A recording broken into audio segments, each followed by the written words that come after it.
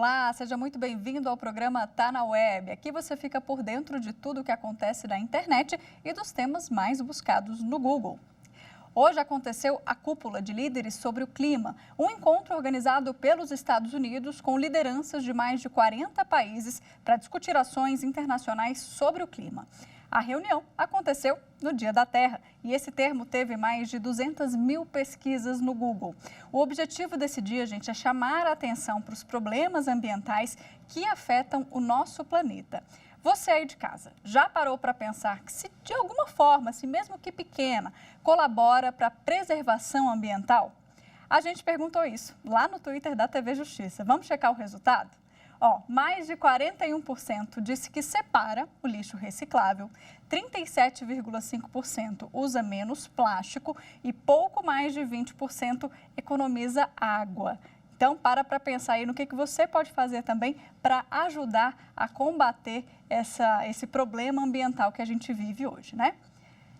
Para debater esse assunto, eu chamo então agora Ricardo Sintra Torres de Carvalho, que é desembargador e coordenador de meio ambiente da Escola Paulista da Magistratura, e Genebaldo Freires Dias, que é doutor em ecologia pela UNB. Sejam muito bem-vindos aqui, boa noite. Doutor Genebaldo, me ouve bem? Muito bem. Doutor Ricardo, boa noite, seja bem-vindo aqui também. Boa noite, ouço você bem também, Mariana. Bom, gente, então nesse evento que eu citei, né, no início do programa, a Cúpula de Líderes sobre o Clima, o Brasil se comprometeu, entre outras coisas aí, a zerar até 2030 o desmatamento ilegal, reduzir a emissão de gases e buscar a neutralidade climática até 2050. São compromissos difíceis de serem cumpridos, né, ao longo dos anos, das décadas. Independentemente de governo, a gente vê que o Brasil não caminha da forma que deveria no quesito ambiental. Então, eu começo aqui com o doutor Genebaldo para explicar um pouquinho para a gente por que é tão difícil, né, essa luta para preservar o meio ambiente, doutor. Porque não é apenas reciclando latinha, economizando água, energia elétrica, essas coisas. Porque isso não mexe muito com a essência do problema. Não é só o Brasil que não caminha bem. País nenhum do mundo caminha bem. Nós estamos repetindo nessa cúpula o que já vem sendo repetido há 3 décadas. Porque nós estamos apenas lidando com os sintomas, nós não estamos indo na causa, na essência, que é o comportamento humano. E que é uma tremenda falha de percepção que a nossa espécie está experimentando no mundo inteiro. Na sua opinião, então, é um problema cultural, mundial, o problema, então, não estaria só no Brasil, e apenas essas pequenas ações que nós, enquanto cidadãos, podemos fazer, não tem esse reflexo tão grande, não é isso? Foi isso que eu entendi? É um potencial minúsculo diante do cenário, diante do desafio. Na verdade, nós vamos precisar ser como nós nunca fomos. Nós vamos precisar passar por mudanças absolutamente intrínsecas e substanciais em todos os nossos comportamentos, nas nossas formas de nos organizarmos, a nossa forma de consumir e, principalmente, a nossa forma de ver o mundo. O que nós experimentamos hoje é uma falha de percepção. A espécie humana vive uma falha de percepção. Doutor Ricardo, na sua opinião também a questão da punição, agora voltando um pouquinho para o nosso mundo do direito, né, da legislação, ainda também deixa um pouco a desejar. A gente já avançou muito na legislação ambiental, né? Mas qual que é a sua opinião sobre essa questão hoje em dia? Mariana, o Brasil tem uma regulamentação, uma legislação ambiental bastante extensa, bastante detalhada e bastante eficiente. Nessa parte, nós cuidamos do meio ambiente, tanto do desmatamento, que é o tema de hoje, como de outras questões, pelo campo da sanção e pelo campo da indução. No campo da sanção, nós temos normas e sanções administrativas que aplicam, prevêem infrações de vários tipos, com sanções bastante pesadas, tanto para os infratores como para as pessoas jurídicas que cometam determinadas condutas. Eu tenho aqui, não vou cansar os ouvintes com isso, uma relação do que se pode fazer de uma simples advertência a embargo de obra ou atividade, demolição de obra, suspensão de registro, suspensão da atividade, etc. E as sanções não são leves. As sanções administrativas, elas são graduadas, claro, para cada uma dessas infrações, mas elas vão de R$ 500 a 50 milhões de reais, por exemplo, que não é pouco, como eu falei. O outro tipo de sanção é a sanção penal, que compreende, então, os chamados tipos penais, é aplicada às administrativas pelos agentes ambientais e a sanção penal aplicada pelo juiz a pedido do Ministério Público. Há uma extensa descrição de tipos penais e a dúvida que fica é com a gravidade das sanções, porque elas vão até 4 anos, a sanção penal puramente ambiental. E isso traz uma sensação de que essas penas são muito baixas. Agora, o que nós precisamos considerar, e a nossa experiência em juízo demonstra, é que a natureza, a gravidade da infração e também dos réus varia muito, porque nós temos tanto uma pessoa qualquer do povo, o seu vizinho, uma pessoa humilde que colhe um palmito, por exemplo, até em organizações criminosas que fazem estragos enormes na poluição do ar, das águas, etc. E, agora, eu não vejo problema com as sanções administrativas. Sanções penais parecem brandas, em especial para determinadas condutas, mas também me parece que o agravamento delas precisaria ser feito com cautela, para que não se entre em excesso. A resposta final é que nós temos um sistema legal hábil a dar conta, mal e mal, razoavelmente, do meio ambiente. O problema nosso é realmente de fiscalização e de implantação, de punição das pessoas que são infratoras. Concordo, doutor Genibaldo, essa questão da fiscalização também, país, né, com a dimensão do Brasil e da punição também colabora para que esse combate, né, essa preservação toda seja prejudicada? Se investisse mais em educação, e especificamente em educação ambiental, menos da metade disso aí seria necessário. Nós não temos prioridade no processo de educação. Como eu falei que nós vivemos uma falha de percepção, isso nos leva sempre a perguntar por que estamos como estamos? E por que somos como somos? A saída para essa armadilha que nós mesmos criamos, né? Por que a gente não percebe que estamos no caminho errado e a gente insiste e continua fazendo a mesma coisa? Eu não vejo diferença alguma entre a cúpula que está acontecendo agora com aquela que eu participei em 2011, lá em Cancún. Não há mudança substancial, porque a questão está, para fazer o que nós estamos fazendo e ser o que nós temos sido, obviamente a gente vive essa falha de percepção. Nós vivemos uma isquemia perceptiva e ela não permite que a gente tenha consciência dos nossos limites e que nós, com isso, a gente não percebe as nossas vulnerabilidades. Então, quando o sujeito desmata, queima, polui, qualquer coisa dessa, é por aí a questão. Não se percebe isso. Não há uma conexão entre as consequências das minhas decisões.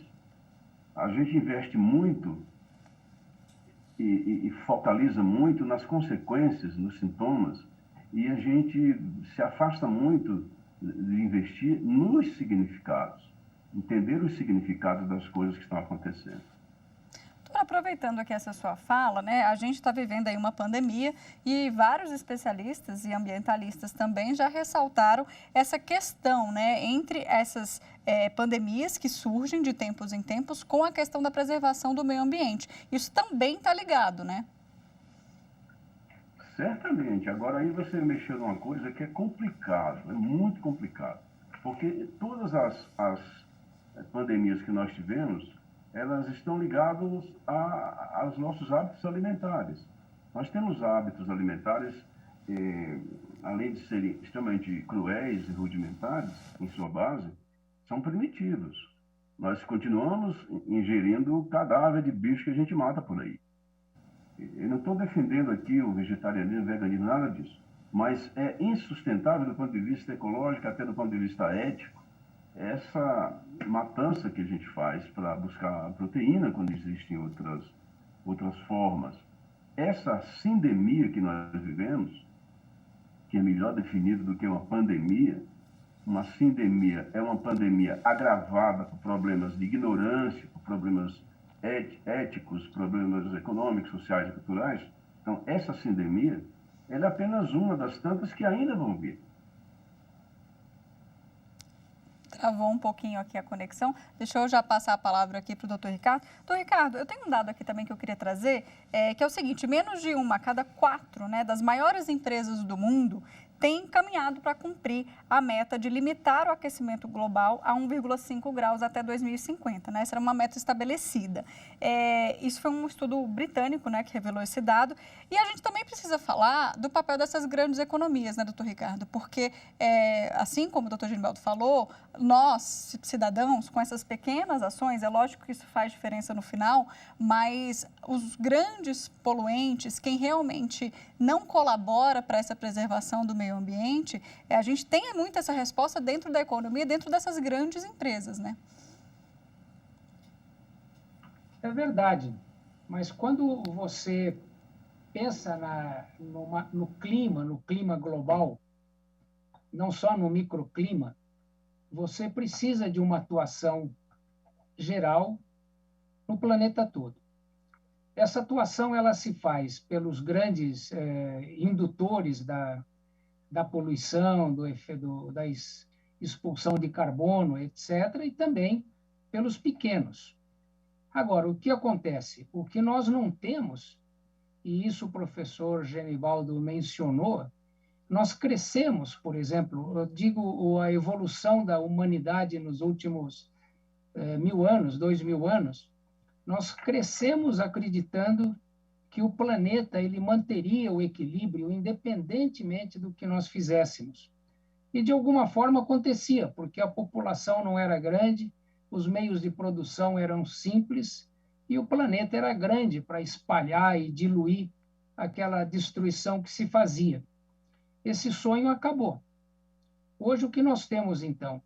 Nós temos um sistema econômico baseado em produção, desenvolvimento e enriquecimento, que foi construído com base nessa ideia do planeta inesgotável.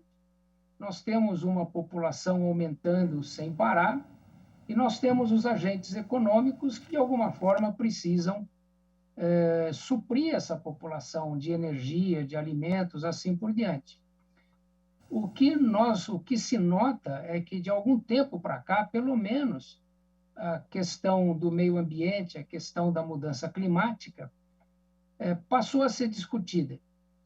Ela vai lentamente se tornando um valor.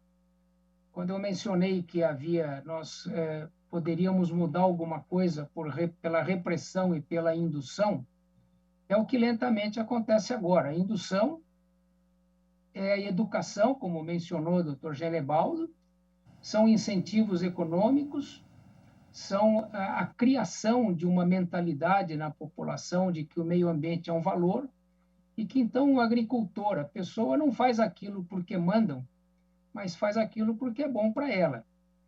O que nós temos hoje é uma situação muito precária, porque é como consertar a turbina de um avião em movimento. Doutor Ricardo, então, também a conscientização e a destruição não andam na mesma velocidade, né? E aí a gente tem o problema que a gente está enfrentando hoje. Eu vou ter que interromper aqui nossa entrevista, porque a gente ainda tem programa pela frente, mas eu agradeço demais a participação de vocês, doutor Ricardo, doutor Genibaldo, muito obrigada por terem participado aqui do programa. Uma boa noite. Agora, então, a gente acompanha o que mais está na web, os assuntos que movimentaram a internet nessa semana, começando pela segunda-feira. Vamos lá. O termo calendário Bolsa Família bateu a marca de 100 mil pesquisas, porque na segunda, os beneficiários do Bolsa Família, com o número de inscrição social, NIS, né, terminado em 2, receberam a primeira parcela do auxílio emergencial de 2021. O pagamento segue aí o calendário normal do Bolsa Família, sempre nos últimos 10 10 dias úteis de cada mês. Esse valor pode ser recebido pela conta poupança, né, social digital, sacado também por meio do cartão Bolsa Família ou do cartão Cidadão. Se você tem aí alguma dúvida, o número da central da Caixa é 111 e também dá para consultar pelo site, ó. É esse que aparece na sua tela, auxilio.caixa.gov.br. Já na terça-feira, o nome do George Floyd foi parar nos trends após a condenação do ex-policial que matou o Floyd asfixiado. O júri declarou Derek Chauvin culpado das acusações de homicídio em 2º grau, homicídio em 3º grau e homicídio culposo quando não há intenção de matar. Ele é réu primário e deve ficar 12 anos e meio na prisão. O resultado foi comemorado pela família e também por manifestantes que tomaram as ruas de Minneapolis, Washington, D.C. e Nova York. O episódio é um marco na história racial dos Estados Unidos. Ainda temos o termo vacina Covid nas buscas do Google, né? Por alguns motivos. Um deles é que o Ministério da Saúde negocia a compra de mais de 100 milhões de doses da Pfizer. A negociação começou há mais ou menos 20 dias e a ideia é acelerar o processo de vacinação. No ano passado, o governo chegou a rejeitar algumas ofertas feitas pela farmacêutica. Outra notícia relacionada à vacina foi o anúncio do governo de São Paulo que em maio, próximo mês já, vai começar a imunizar os trabalhadores do transporte público, pacientes renais crônicos, pessoas com síndrome de Down e transplantados. A gente vai agora para um rápido intervalo. No próximo bloco falamos de fake news. Eu volto já.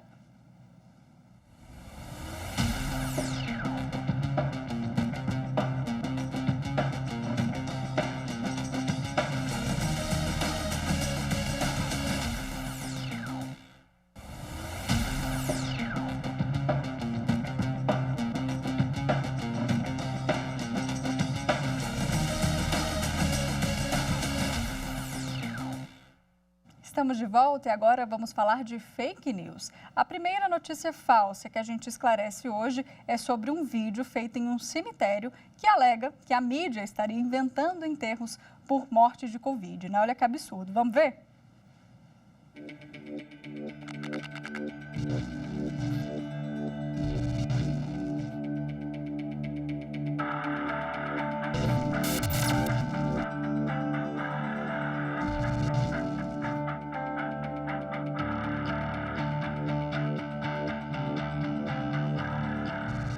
Tenho visto ultimamente muitos vídeos, muitos fake news relatando falsos funerais de pessoas que faleceram de Covid. Pois bem, isso não existe, é realmente um fake. Salvo raras exceções de atos criminosos, não existe sepultamentos fake. Um sepultamento ele é precedido de atos solenes. É necessário um atestado de óbito firmado por um médico. É necessário que uma família vá até a funerária e preste declarações e assine um documento. É necessário que esse documento seja lavrado em cartório, expedido uma certidão de óbito. São atos solenes, atos oficiais. No caso do Covid, não existem sepultamentos fake. Os que estão ocorrendo são verdadeiros. É muito importante que as pessoas consigam entender esta diferença daquelas imagens verdadeiras e daquelas que tentam criar o caos em nossa sociedade. E agora, direto aqui para o Instagram da TV Justiça. Se você não segue a gente, o nosso IG é TV Justiça Oficial. A notícia falsa que a gente esclarece por lá no Instagram é sobre um suposto aumento de óbitos por Covid depois da vacinação em massa na cidade de Serrana, no interior de São Paulo. Era fake, né, gente? A cidade faz parte aí do Projeto S, que é um projeto do Instituto Butantan, que vacinou quase todas as pessoas com 18 anos ou mais. O Instituto informou que o estudo ainda vai durar aí pelo menos um ano e os imunizados vão ser acompanhados por especialistas. E para explicar melhor esse projeto bacana, eu chamo aqui o Dr. Gustavo Jardim Volpe, que é médico do Hospital Estadual de Serrana e também um dos coordenadores desse projeto. Boa noite, doutor Gustavo, tudo bem? Seja bem-vindo. Boa noite, tudo bem? Boa noite para todo mundo que está assistindo. Por um momento eu quis morar em Serrana, só para participar desse projeto. Me conta por que a cidade foi escolhida. Então, boa noite então de novo, né? A cidade foi escolhida, sempre a primeira pergunta todo mundo faz, né? Por que Serrana? Bom, tem uma série de características que eram favoráveis para Serrana. Serrana é uma cidade pequena, relativamente pequena, em torno aí de 45 mil habitantes pelo último censo, e é uma cidade que tem uma mobilidade urbana muito grande, né? Então, a cidade está logo do lado aqui de Ribeirão Preto, que é uma cidade bem maior, né? E quase 10 mil pessoas nessa cidade, até um pouco mais, elas viajam todo dia, vão para Ribeirão trabalhar e voltam. Então, o índice de infecção realmente é um índice assim bem, como é que eu posso falar, bem representativo, né? E uma cidade mais isolada. Na época, inclusive, que o pessoal do Butantan estava começando a pensar sobre o estudo, eles viram que a gente estava fazendo na mesma época também, já no começo da pandemia, estava fazendo um inquérito sorológico, né? Então, vendo quantas pessoas estavam infectadas lá na cidade, a gente viu que Serrana tinha um índice de infecção muito mais alto do que as outras cidades aqui do estado, né? Então, na época, estava em torno de 2%, a gente já tinha aí quase 8% da cidade. Então, isso preocupou bastante a gente também e, na verdade, porque Ribeirão Preto também tem a Faculdade de Medicina aqui do lado, então tem outras coisas também que favoreceram, né? E aí, por conta dessa confluência de fatores, então, que a gente acabou sendo contemplado aí com o projeto, né? Então, para você que ligou a TV agora e não entendeu, a cidade de Serrana, que é de onde o Dr. Gustavo fala, foi escolhida, né, para fazer parte do Projeto S, do Instituto Butantan, e imunizar. A gente pode falar que é uma imunização em massa do município todo ou não? Então, a gente não pode falar que é imunização em massa porque não é, vamos dizer assim, do Programa Nacional de Imunização, né? Ele é um projeto de pesquisa e a gente vai colocar, na verdade, assim, propondo uma vacinação ampla, né, da população adulta, como você colocou antes. Então, da população, todo mundo acima de 18 anos que não tivesse nenhuma comorbidade ou outra contraindicação, como gravidez, por exemplo, né? Então, eles foram convidados a participar do estudo, né? E receber as 2 doses da vacina. E cerca de 98% desse público-alvo já foi vacinado com as 2 doses? Perfeito. A gente encerrou na semana passada o último grupo, né? A cidade foi distribuída em 4 grupos, né, identificados por cores.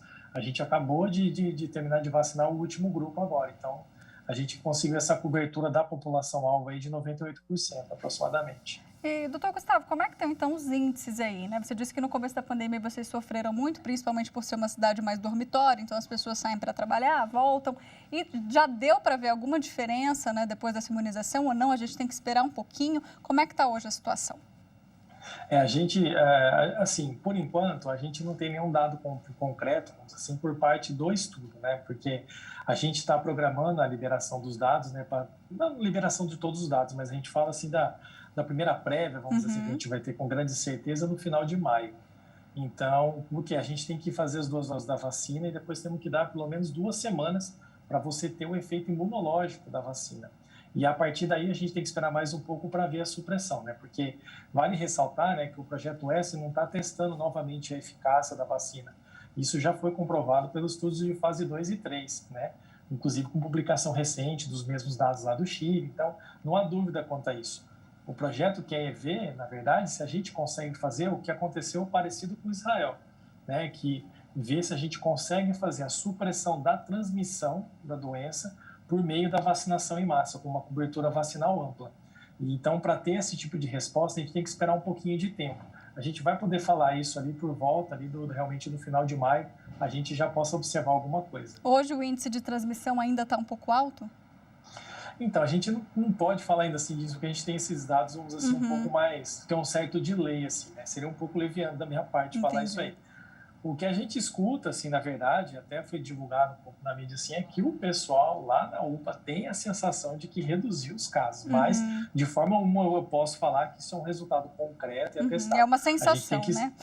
É uma sensação. A gente tem que ser bastante responsável dentro do estudo clínico, porque eu acho que as pessoas estão muito sedentas também de boas notícias, né? Todo mundo quer fazer isso aí, mas a gente tem que ser muito cauteloso realmente na divulgação que a gente informa, justamente por todo o processo, né, que a gente vem por conta das fake news, essas coisas, né? Então a gente tem que ser muito responsável com aquilo que a gente divulga. Bom, o Butantan também colocou à disposição aí pessoal, né, do município, uma assistente virtual, que eu achei a iniciativa super legal, porque existe muita dúvida, né, quando um projeto novo assim, que só aconteceu aí, né, foi feito. Então, eu queria que você me contasse um pouquinho dessa experiência. Isso foi bastante legal mesmo, porque assim, a gente começou a programar o projeto em agosto do ano passado, né? Então, já logo nos primeiros estudos que começaram a ser com a vacina, a gente já estava programando isso aí. Então, foi feito um censo da cidade, para a gente conhecer qual que era a distribuição da população, todas essas coisas, nível, questão socioeconômica, tudo isso aí. E o que aconteceu? Nessa época também, estava bastante uma preocupação, se a gente for lembrar disso aí, né? De que as pessoas estavam meio reticentes de tomar vacina, né? Uhum. Então, as pessoas tinham um pouco de medo. A gente viu naquela época que tinha uma porcentagem grande da população que não estavam tão certas assim de tomar, né? Então, por conta disso, a gente investiu muito, na verdade, em informação e em divulgação também. E aí, realmente, as pessoas, bem no começo do projeto, eles tinham muitas dúvidas, assim, né? Será que a gente toma, não toma? E realmente a assistente virtual ajudou bastante, porque como é uma cidade inteira, então, a gente até pensou em colocar um telefone, mas a gente pensou que a gente talvez não fosse dar conta. Exato. E a assistente virtual, o pessoal muito realmente usando o WhatsApp, né? Então, realmente ajudou bastante. Então, ela perguntava, esclarecia a pessoa, porque como tinha esses 4 grupos de vacinação, né? Então, as pessoas não foram vacinadas todos de uma vez, né? Então, até para evitar aglomeração, a gente dividiu. Falou, olha, se você está no grupo verde, a sua semana de vacinação é de tanto a tanto. Então, você podia consultar. Falou, oi, Tainá, eu moro em tal lugar, que dia que eu posso? Ela já te falava que dia que você ia vacinar. Respondi algumas dúvidas sobre vacina também. Então, foi uma experiência muito boa. Doutor Gustavo, para a gente fechar, esses moradores vão ser observados aí por mais ou menos 1 ano, né? E a ideia é ver justamente se existe algum efeito colateral, como é que foi a resposta desse imunizante. Me explica um pouco melhor. Nem tanto assim questão de efeito colateral, né? Como eu já te disse, né? Essa questão dos estudos de fase 2 e 3 já viram mais ou menos isso, e realmente assim, a questão de efeito colateral é muito tranquilo, né? A gente vacinou assim, de forma bastante controlada, né? Está se vacinando no Brasil inteiro, a Coronavac é a mais utilizada, e não tem assim, grandes relatos de efeitos colaterais. Lá a gente, de forma bastante controlada, foi verificar isso aí também. A gente não teve nenhum evento adverso grave, nada, só eventos normais, assim, um pouquinho de dor local, nada mais que isso. Então, ela é uma vacina muito segura. Esse acompanhamento durante 1 ano, porque a gente tem que ver a questão da curva epidemiológica. Ver, então, o que a gente quer observar, né, com o estudo. A gente quer observar, então, o bloqueio da transmissão do vírus e se esse bloqueio vai ser sustentado ao longo de 1 ano, né, para ver se a gente realmente pode ver, vamos dizer assim, como é que eu posso te dizer? Se a gente retoma a vida normal aí depois disso aí, o né? sonho de todo mundo, isso né? vai... Exatamente. Tá certo. Então, é principalmente isso. Bom, agradeço demais a sua participação, um abraço para todo mundo aí, parabéns pela iniciativa e vamos continuar sem aglomerar e com máscara, né, claro. Exatamente, inclusive encerrando. Isso aí. Bom, gente, por hoje é só. Se cuidem, não deixe também de acompanhar as nossas redes, Instagram, Twitter e YouTube. Eu volto na semana que vem com mais assuntos da web para você. Tchau, tchau.